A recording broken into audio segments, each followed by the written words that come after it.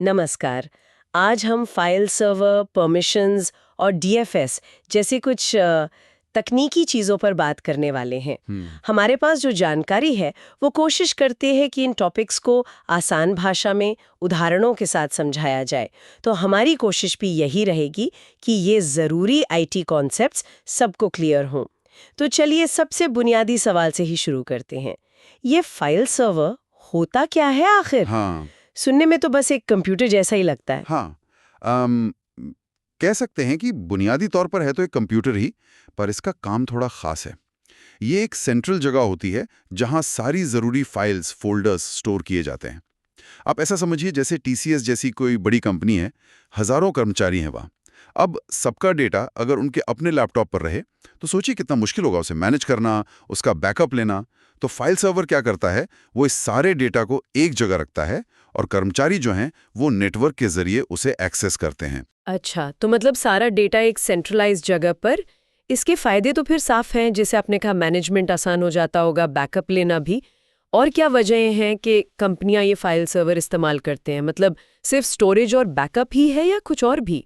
नहीं, स्टोरेज और बैकअप तो हैं ही बड़े फायदे, बिल्कुल। लेकिन उससे भी ज्यादा जरूरी चीज है कंट्रोल, मतलब नियंत्रण। आप तय कर सकते हैं कि कौन किस फाइल को, किस फोल्डर को देख सकता है, कौन उसे बदल सकता है, कौन डिलीट कर सकता है। इसी को परमिशंस कहते हैं। और साथ ही आप ये भी ट्रैक कर सकते हैं कि किसने कब कौन सी फाइल खोली या उसमें क्या बदलाव किया। इसे ऑडिटिंग कहते हैं। ये सिक्योरिटी के लिए और कई बार नियमों के पालन के लिए बहुत जरूरी होता है। परमिशंस, ये वाला पार्ट इंटरेस्टिंग है। मैंने सुना है इसमें दो तरह की चीजें होती हैं, एनटीएफएस परमिशंस और शेयर परमिशंस। इनमें क्या फर्क है, ये कैसे काम करती हैं? हाँ, ये समझना बहुत जरूरी है क्योंकि यहीं अक्सर लोग कंफ्यूज होते हैं।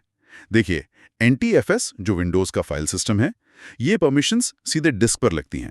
मतलब आपकी सी ड्राइव, डी ड्राइव पर जो फाइलें या फोल्डर्स हैं उन पर। ओके। अब चाहें आप उस कंप्यूटर पर डायरेक्ट लॉगिन करके फाइल खोलें या नेटवर्क से एक्सेस करें, ये एनटीएफएस परमिशंस हमेशा काम करेंगी। और ये बहुत डिटेल्ड होती हैं।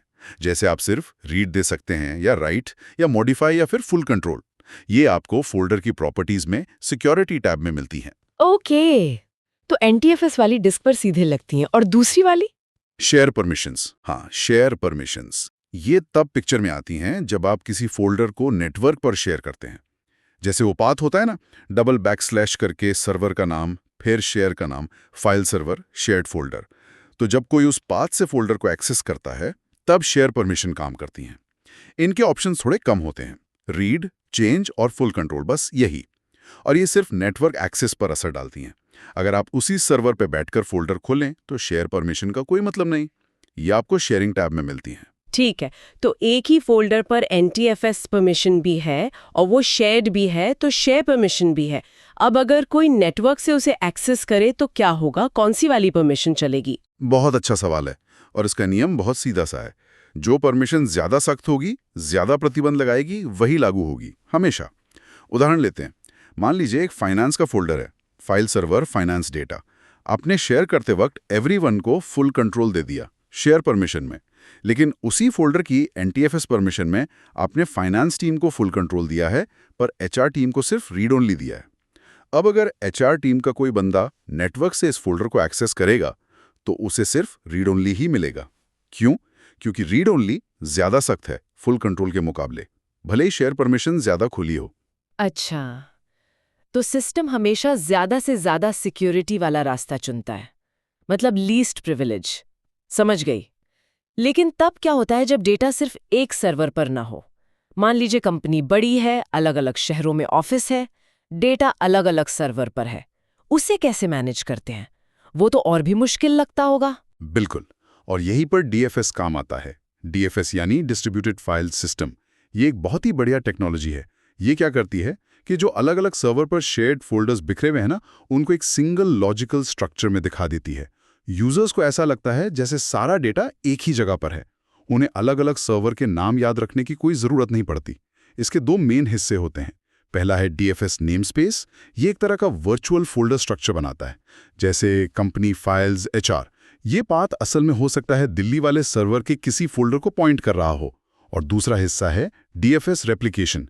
ये एक ही फोल्डर की कॉपीज को अलग अलग सर्वर पर सिंक में रखता है, अपडेटेड रखता है। अच्छा, रेप्लिकेशन भी, इसका क्या फायदा? इसके दो बड़े फायदे हैं। एक तो डेटा सेफ्टी, अगर एक सर्वर डाउन हो गया तो भी डेटा दूसरे सर्वर से मिल जाएगा। दूसरा, परफॉर्मेंस, दूर वाले ऑफिस के यूजर अपने लोकल सर्वर से कनेक्ट हो जाएंगे तो एक्सेस तेज मिलेगा। क्या इसका कोई असली दुनिया का उदाहरण दे सकते?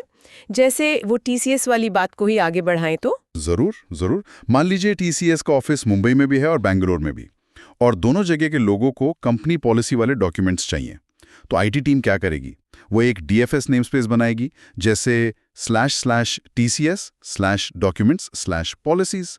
ये नेमस्पेस ऐसा सेट किया जाएगा कि मुंबई वाले यूजर ऑटोमेटिकली मुंबई के सर्वर 1 से कनेक्ट हों और बेंगलोर वाले बेंगलोर के सर्वर 2 से। और DFS रेप्लिकेशन ये पक्का करेगा कि पॉलिसी फोल्डर की कॉपी सर्वर 1 और सर्वर 2 दोनों पर बिल्कुल एक जैसी रहे, हमेशा अपडेटेड। यूजर्स को तो बस //TCS/documents/policies दिखेगा, उन्हें पता भी नहीं चलेगा कि पीछे 2 अलग सर्वर हैं, सब कुछ एकदम सीमलेस। वहाँ, ये तो काफी स्मार्ट सिस्टम है। तो मतलब एक अच्छा फाइल सर्वर सिस्टम बनाने के लिए सिर्फ स्टोरेज लगा देना काफी नहीं है। आपको NSTS चाहिए डिटेल परमिशंस के लिए, फिर फोल्डर्स को शेयर करना है, फिर NSTS और शेयर दोनों परमिशंस को ध्यान से लगाना है, शायद डिस्क कोटा भी, ताकि कोई एक डिपार्टमेंट सारी स्पेस ना खा जाए। बिल्कुल सही। और फिर DFS जैसी चीजें, ताकि यूजर्स के लिए सब आसान और फास्ट रहे। आपने एकदम सही पॉइंट्स पकड़े, और इसमें आप और भी चीजें जोड़ सकते हैं, जैसे फाइल स्क्रीनिंग, मतलब आप रोक सकते हैं कि लोग MP3 या वीडियो फाइल्स ना सेव करें।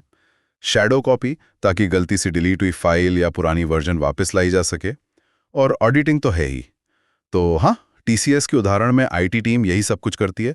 सर्वर सेटअप करना, स्टोरेज लगाना, NSTS फॉर्मेट करना, शेयर बनाना, परमिशन लगाना, और फिर DFS नेम स्पेस और रेप्लिकेशन यूज करके सब कुछ ऑर्गेनाइज करना, ताकि एम्प्लॉय का काम आसान हो। तो कुल मिलाकर अगर हम देखें, ये सारी टेक्नोलॉजीज, फाइल सर्वर खुद, NTFS और शेयर परमिशंस और DFS, ये सब मिलकर बड़े संगठनों के लिए डेटा को मैनेज करना, उसे सुरक्षित रखना और सही लोगों तक सही तरीके से पहुंचाना मुमकिन बनाती हैं।